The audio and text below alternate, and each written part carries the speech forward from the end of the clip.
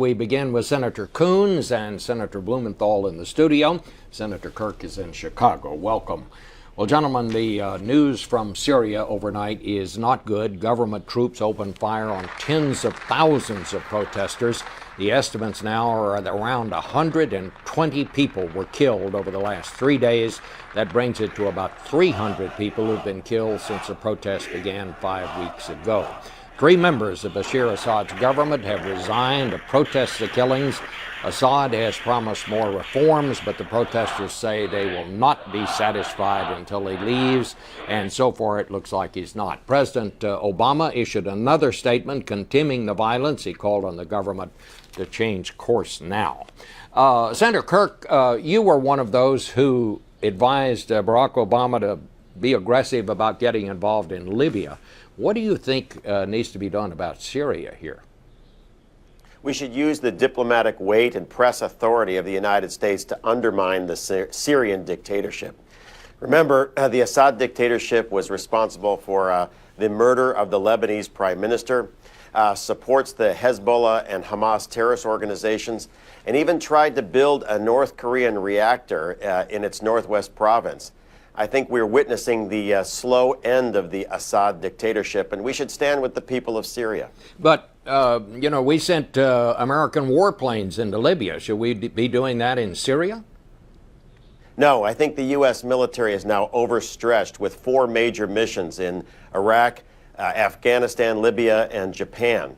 But the U.S. weight and diplomatic authority can be a great source of strength and political support for the Syrian opposition, which has now apparently got its voice. And I think we are seeing the final stages of the Assad dictatorship. First his father and now him.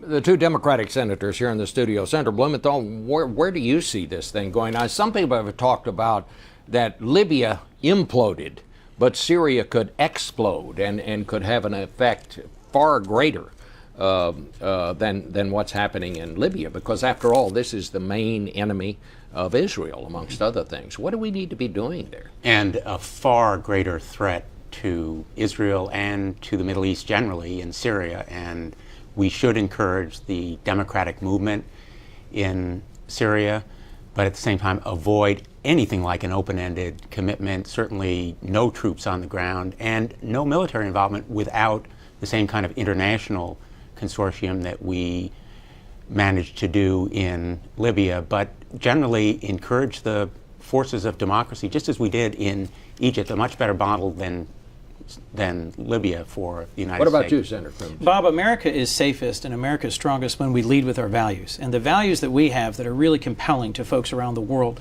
are when we stand up and support democracy and people who are seeking a greater role in their own countries. We've done that in a way that I think is moving the Middle East, not towards the 7th century caliphate view of al-Qaeda, but instead towards a view of wanting to participate in the 21st century. I agree with Senator Blumenthal. We need to form an international coalition. We need to be limited in our goals and aims in Syria, but we need to be engaged. Senator McCain just came out of Libya, and he said we need to take Gaddafi out. You agree with that, Senator? Well, I agree that we need to support the multinational coalition that the Arab League and the African Union and the UN put in place, and we need to give it a little bit of time. I think the squeeze play that we are applying more and more pressure to Gaddafi with military action, with an embargo, will eventually succeed. What do you think we should recognize the rebel government in Libya? Senator Blumenthal, Senator McCain seems to think that would be a wise thing to do. We need to be very cautious about who exactly the rebels are, and I think one of the contributions of Senator McCain's trip is that we know more about them, and he certainly has given his personal view that they are legitimate, that they are not al-Qaeda, and that would certainly lend support for the view that we should recognize them, but at the same time, the people of Libya should decide who their government is. What about you, Senator Kirk? You think we ought to recognize that rebel government? I think we should follow the direction of our European allies that have already recognized the rebel government. White House staffers have called for a responsibility to protect, which was the justification of that mission. But now that the U.S. military and our NATO allies are involved, we have a responsibility to win. And remember, Gaddafi is responsible for the murder of over 180 Americans aboard the Pan Am 103. killing American servicemen in Germany. I think we should wrap this up. It would also help stabilize the Middle East and the international economy if we make sure that we bring more U.S. AC-130 and A-10 combat power back online to quickly end this conflict. I want to shift to things closer to home here. CBS News put out a poll last week that was an absolute stunner. It said that 75% of the American people now disapprove of this institution that you all are a member of, the Congress. They just don't seem to like anything about it. And furthermore, they said that 70% of the people we questioned believe the country is headed in the wrong direction. Senator Blumenthal, does that say to you that maybe somebody's doing something wrong here? Maybe it's time to start listening, to think about finding ways to compromise? You know, Bob, if you're out in America, the way I am and my colleagues are, and I spend a lot of time back in Connecticut every weekend, every opportunity, you really hear how people are still hurting, struggling to stay in their homes, to find jobs, to make ends meet. And they have a right to be angry at Washington because Washington hasn't been listening on gasoline prices. For example, the price of gasoline in the state of Connecticut has risen from $2.99 last year to $4.14 right now. Well, let me just tell you that President Obama has appointed some kind of an investigatory group to look into that. Is that enough? Do we need to do more? Bob, the problem is it is not investigatory. It is more to monitor and follow the developments. And I commend and applaud the president for focusing on this issue. But I think there really needs to be an investigation involving, for example, subpoenas and compulsory process, which I used as Attorney General in similar investigations. There needs to be very possibly a grand jury to uncover the potential wrongdoing there. So you want the Justice Department? Is that what you're saying? The Justice Department should take the lead, seize this moment, and send a message, a very strong deterrent message, that this country will not tolerate the kind of illegal speculation and trading and hedge fund activity that may be driving prices up. Just to give you one fact, the amount of trading and hedge fund activity, the energy positions are at an all-time high in this country's history, up 64% from just a few years ago. And the indicia of potential illegal activity, whether civil or criminal, I think certainly justify a Department of Justice investigation immediately and comprehensively right now. Let me ask you something, Senator Kirk, because I'm going to shift a little bit the conversation here. People continue to say that Congress doesn't hear what they're saying out there, and I wonder, can you really blame them when something like happened last week happened? While the Congress is on vacation, here 10 senators of both parties, led by the Senate leader Harry Reid, showed up in Macau, of all places, which is the gambling capital of Asia, and they say they're there to visit constituent interests there. Of course, the wind interests out in Nevada are a big deal for Nevada. But should taxpayers be paying for a trip like that? I know they're going on to China, but should taxpayers be paying for a trip like that when we're in the mess we're in financially? Ideally, the Senate would have not taken a 2-week break, and it would be debating right now the Bipartisan Commission on Deficit Reduction, especially following Standard & Poor's saying that we are headed towards losing our AAA credit rating. I'm particularly worried about the Senate.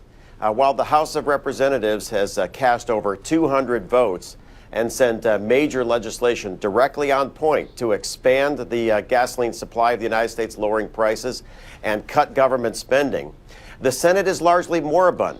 It's not voting very much. In fact, we've been on a very small business bill for weeks rather than dealing with the business of the country. Well, let me just ask you that, Senator Coons. Why is the Senate on vacation? You know, most of us, if you're Jewish, you get Passover off, and if you're a Christian, you get Good Friday off. But the Congress is taking 2 weeks off. President's Day, you took a week off. If I'm not mistaken, this is now 5 vacations since January that the Senate and the Congress have taken. Why? Well, to be clear, Bob, I don't think the Senate is making as much progress as it needs to. As someone who worked in the private sector for a long time and then ran a local government before coming here, at times I'm so frustrated, I feel like I'm banging my head against the wall trying to encourage forward movement. And I agree, I'm very hopeful that the Gang of Six, Republicans and Democrats, senators who have been working in private very hard to try and come up with a responsible budget compromise, will have something to put on the table. But to be clear, when we're on recess, as my daughter Maggie says, my recess is quite different from her recess. I'm busy going up and down the state of Delaware, visiting manufacturers, visiting schools, visiting okay, seniors. I'll take your point. We don't just take vacation. But Macau. I can't explain or defend why folks take some of the trips they do. The only trip I've taken as a senator is to visit our troops in Afghanistan. And I do think that senators and the Senate as a body need to focus on our spending every bit as much as every working family in America is focusing on their spending. All right, well, the next big question is going to be, do we or do we not raise the debt ceiling? Which, if we don't do it, I think is general agreement, the government will have to start defaulting on its debts, which could set off worldwide recession in the minds of some people. Are you going to find a way to raise the debt limit, Senator Blumenthal? The answer is unequivocally yes. We will raise the debt ceiling because the alternative, as every expert economist agrees, would be catastrophic for our economy, for our credibility around the world, for the bond markets, and for the world economy. So I think the only question is really whether raising the debt ceiling will be tied to spending reductions. And I personally believe that we need to rein in government spending, cut the debt and the deficit, but at the same time make our priority jobs and economic growth. Let's see what Senator Kirk says about that. Are you going to raise it?